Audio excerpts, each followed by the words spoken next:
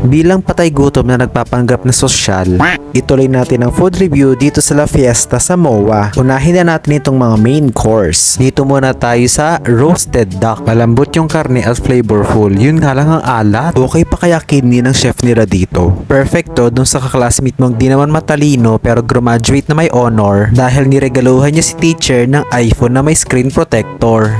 Dito naman tayo sa fried chicken. Walang lasa tong chicken na to, mas masarap pa nga yung lutong bahay. Tapos yung gravy nitong fried chicken, okay naman yung texture pero ang alat. The best to dun sa kamag-anak mo na kapangasawa ng Amerikano. Tapos nung pag-uwi niya ng Pilipinas, hindi na daw siya marunong mag-Pilipino. Di wow.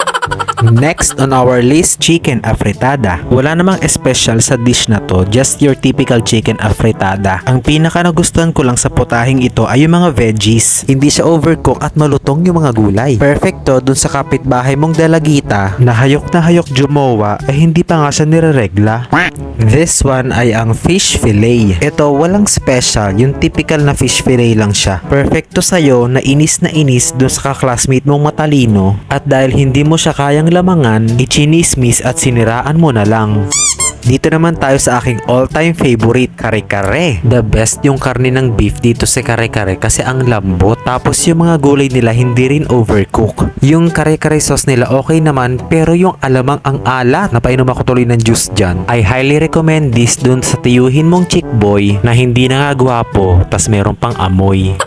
Bilang eming healthy pero mas marami namang kinaing karne, kain tayo ng chop suey. Ito yung typical na lutong bahay ng chop suey, walang special. Medyo matabang lang siya o sadyang namanhid na dila ako sa dami ng maalat na pagkain kinain ko kanina. Magugustuhan to ng tiyahin mo magdadasal muna ng pagkahaba-haba tapos paglabas ng bahay maninira naman siya ng kapwa.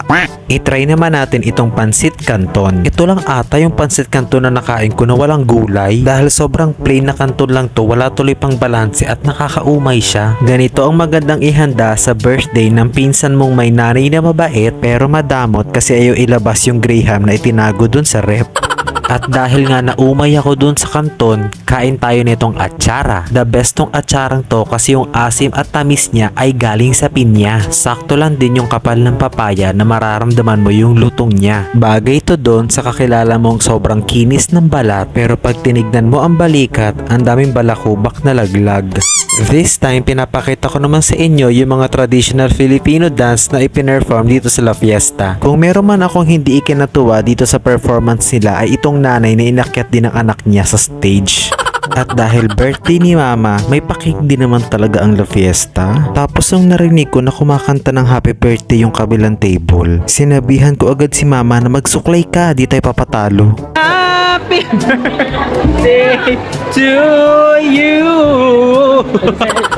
Sobrang dami ng available na desserts nila dito sa buffet. Sinubukan kong tikman lahat pero hindi ko kinaya. Iba't ibang klase ng desserts ang meron sila dito. Meron sila mga Filipino desserts like halo-halo, maha, biko at marami pang iba. Tapos meron din sila mga desserts na adapted from other countries. Katulad ng Rebel Bar, Chocolate Fudge at marami pang iba. Sa sobrang dami ng desserts nila dito, ikaw na lang talaga mismo ang susuko. Sa lahat na natikman kong desserts sila dito, itong eclair ang pinaka hindi ko nagustuhan. Bukod sa sobrang oily at greasy niya, ay sobrang kunat pa. Perfecto dun sa dating spokesperson na may diabetes na imbis na nurse ang magtusok sa kanya ng insulin, ay dating Mr. Supranational pala ang gustong iturok sa kanyang utin. Charot.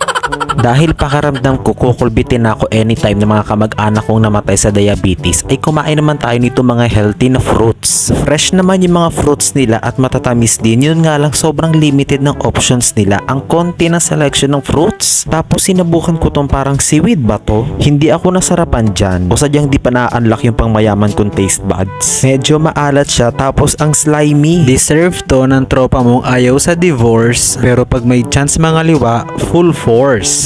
And thank you so much La Fiesta for the experience. Nung napansin ko na nililinis ni mama yung kutsara at tinidor na ginamit niya, tinanong ko siya kung anong gagawin niya.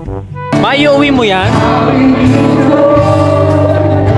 Siyempre di namin inuwi yung kutsara at tinidor, yung plato lang. Char.